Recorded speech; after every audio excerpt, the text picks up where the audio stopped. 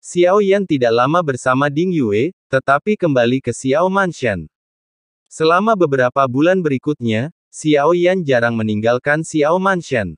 Setiap malam dipenuhi pesta pora. Tuan muda Xiao tampak agak kesal kali ini. Xiao Zhan bergumam pelan, ini kesempatan langka baginya untuk kembali, jadi aku mengerti. Jangan ganggu dia. Xiao Mansion ramai dengan aktivitas. Selama waktu ini, kekuatan istri-istri Xiao Yan terus meningkat. Bagi Xiao Yan, yang bahkan lebih kuat, itu adalah kultivasi ganda. Jenny, setelah menembus 3 cermin dan menggabungkan latihannya sendiri, mencapai alam Douxian bintang 7, meredakan amarahnya. Dia telah lama berada di alam Douxian bintang 5, tetapi meskipun rajin berkultivasi, dia hanya melihat sedikit kemajuan. Namun, selama waktunya yang tak kenal lelah bersama Xiao Yan, dia juga berhasil menembus alam Douxian bintang 8. Kultivasi bisa sangat sederhana. Suamiku, jangan berhenti. Orang yang melihat peningkatan terbesar adalah Suner. Bakatnya memang sudah luar biasa, dan dengan dukungan dari dunia bawah, ditambah dengan perubahan aturan sensi, kecepatan kultivasinya meningkat pesat. Namun, karena keterbatasan bakatnya sendiri, Suner bertahan di alam Dousen bintang 5 untuk waktu yang lama. Kali ini, melalui kultivasi ganda dengan Xiao Yan, ia berhasil menembus alam Dousen bintang 9. Selanjutnya, di bawah bimbingan Xiao Yan dan dibantu oleh ramuan obat, Suner kembali menembus ke tingkat Kaisar Abadi. Namun, Xiao Yan akan berbagi energi dunianya dengan istri-istrinya, dan ia tak pernah gagal dalam kemurahan hatinya, mengabdikan dirinya untuk membantu mereka meningkatkan kekuatan. Lebih jauh lagi, King Mo juga mencapai alam Douxian bintang 7. Bagi mereka, bahkan tanpa Xiao Yan, mereka telah mencapai batas atas kekuatan mereka. Untuk mencapai terobosan, mereka perlu berjuang untuk mendapatkan keberuntungan besar. Namun, dengan perlindungan Xiao Yan, ia tidak ingin mereka mengambil risiko lagi, jadi wajar saja jika kekuatan mereka perlahan meningkat. Sekeras apapun mereka berkultivasi di alam dewa kuno, tanpa risiko hidup dan mati, pada akhirnya mereka akan kalah dari banyak kultivator yang telah berkultivasi hingga titik ini. Setiap terobosan yang mereka buat adalah demi perlindungan diri dan kelangsungan hidup, yang memungkinkan mereka untuk terus menerobos dan berkembang. Setelah kelima istri Xiao Yan, Kai Ling, pergi, hanya 4 yang tersisa. Namun, seperti yang dikatakan Ratu, tak satu pun dari keempat istrinya yang dapat membentuk kristal dengan garis keturunan jiwa mereka. Kabar juga sampai ke Ding Yue, yang menyatakan bahwa ia tidak dapat melahirkan anak jiwa. Ratu tidak berbohong kepadanya. Tanpa keberuntungan besar, klan Yuanshen, yang kini telah punah di dunia yang luas, mustahil untuk berkembang. Xiao Yan kembali ke paviliun Qianji dan bertanya kepada permaisuri apa yang harus ia lakukan selanjutnya. Jika Ye Beijing dan aku benar-benar melahirkan seorang putra Yuanshen, akankah putra Yuanshen ini membawa bencana bagi Sensi? Inilah kekhawatiran terbesar Xiao Yan. Setiap kali ia mengunjungi paviliun Qianji, permaisuri selalu melukis. Sapuan kuasnya mengerahkan kekuatan yang tepat, strateginya terlaksana dengan sempurna. Putra Yuanshen ini adalah garis keturunan yang kau bawa. Meskipun dulunya milik Changmang, mereka yang memiliki motif tersembunyi ingin menghancurkannya. Jika kau membiarkannya hidup, kau pasti akan membawa bencana, kata permaisuri perlahan. Xiao Yan terdiam mendengar ini, dengan tatapan penuh pertimbangan di matanya, tetapi ia tidak langsung berdiri dan pergi. Namun, jika klan Yuanshen ini benar-benar dapat berkembang dan menyebar di Sensi, itu akan sangat bermanfaat untuk pertempuran di masa depan.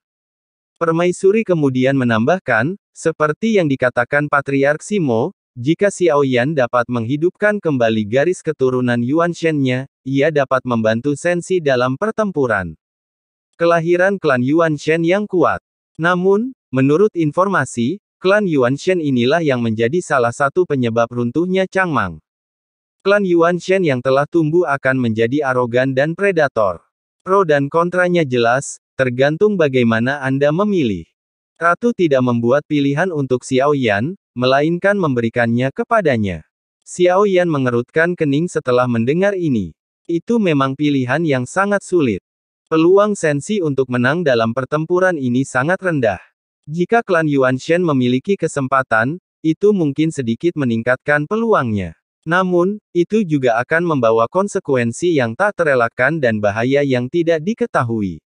Namun, mengingat kerugiannya, menghidupkan kembali klan Yuanshen tidak disarankan. Xiao Yan terdiam lama. Satu-satunya suara di paviliun Qianji adalah suara Ratu Qing yang bernoda tinta. Dan suara gemerisik kuas yang menggores kertas nasi. Setelah beberapa saat, Xiao Yan akhirnya menyimpulkan pikirannya. Kesombongan klan Yuanshen terletak pada kepribadian mereka yang mudah berubah dan terkendali. Yang paling mengkhawatirkan saya adalah penyebab kehancuran dunia yang luas ini. Xiao Yan berkata bahwa ia telah berjanji tidak hanya kepada Patriark Simo, tetapi juga kepada para senior Yuanshen yang ditemuinya di sepanjang perjalanan. Dan juga bahwa Si Ezun dan Zun Sang telah menyimpan klon Yuanshen ini untuknya selama perjalanannya. Apakah tujuan utama mereka adalah melindungi Xiao Yan? Atau apakah Zun Sang sudah mengantisipasi hal ini? Tujuan dari denyut nadi ini adalah untuk menggunakan kekuatan Yuanshen untuk melawan Taixu, untuk melawan semua bahaya yang tidak diketahui. Sang Ratu hanya tersenyum dan tidak berkata apa-apa lagi. Semuanya terserah pada Xiao Yan. Jika Nanfu adalah yang mulia, apa yang akan dia pilih? Xiao Yan masih melemparkan pertanyaan ini kepada Ratu. Dia tidak berani ceroboh sekarang. Dibandingkan dengan Ratu yang berpandangan jauh ke depan, kebijaksanaan dan rencananya masih jauh lebih rendah. Tidakkah kau memiliki keberanian untuk membuat keputusan seperti itu? Jika itu yang mulia, dia bahkan tidak akan bertanya padaku. Sang Ratu tersenyum tak berdaya, tetapi senyum itu tidak menunjukkan kekesalan terhadap Xiao Yan. Sebaliknya, itu dipenuhi dengan tatapan yang sangat menyayangi. Dia menemukan tatapan serius Xiao Yan sangat menggemaskan. Xiao Yan terdiam. Tidak perlu bertanya lebih lanjut. Dia berdiri dan bersiap untuk meninggalkan paviliun Qianji. Tepat saat dia hendak pergi, suara Ratu terdengar lagi. Xiao Yan bergerak tanpa penyesalan. Dia akan bertemu musuh dengan pasukannya dan memblokir air dengan tanah. Jika kau mau, dia akan melakukannya. Dia bukan bencana. Yang terpenting adalah percaya pada keputusan apapun yang kau buat.